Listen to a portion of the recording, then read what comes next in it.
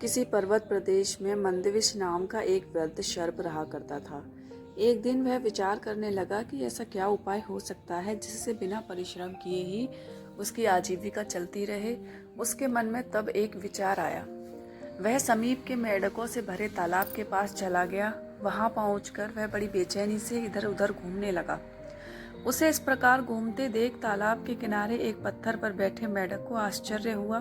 तो उसने पूछा, मामा, आज क्या बात है? शाम हो गई है किंतु तुम भोजन पानी की व्यवस्था नहीं कर रहे हो। सरप बड़े दुखी मन से कहने लगा, बेटे क्या करूं, मुझे तो अब भोजन की अभिलाषा ही नहीं रह गई है। आज बड़े सवेरे ही मैं भोजन की खोज में निकल पड़ा था। एक सरोवर के तट पर मैंने एक मेंढक को देखा। मैं उसको पकड़ने की सोच ही रहा था कि उसने मुझे देख लिया। समीप ही कुछ ब्राह्मण स्वाध्याय में लीन थे। वह उनके मध्य जाकर कहीं छिप गया।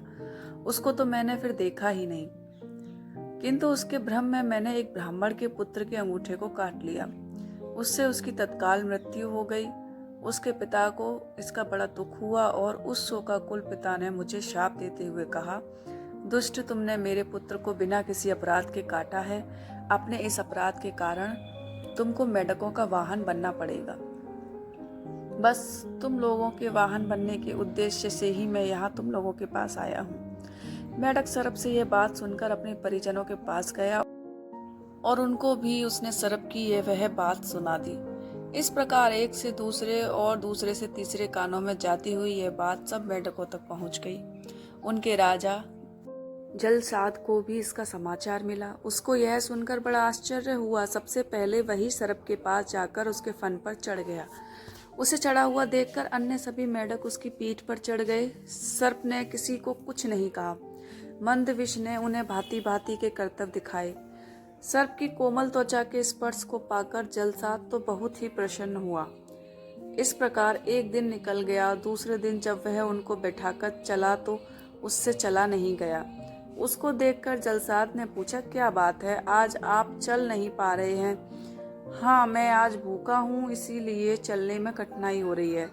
जलसाद बोला, ऐसी क्या बात है, आप साधारण कोटि के छोटे मोटे मेंढकों को खा लिया कीजिए।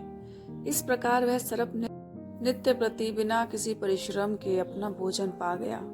किंतु वह जलसाद यह भी नहीं समझ पाया कि अपने क्षणिक सुख के लिए वह अपने वंश का नाश करने का भागी बन रहा है। सभी मेंढकों को खाने के बाद सर्प ने एक दिन जलसाद को भी खा लिया। इस तरह मेंढकों का समूचा वंश ही नष्ट हो गया। अपने हितैषियों की रक्षा करने से हमारी भी रक्षा होती है।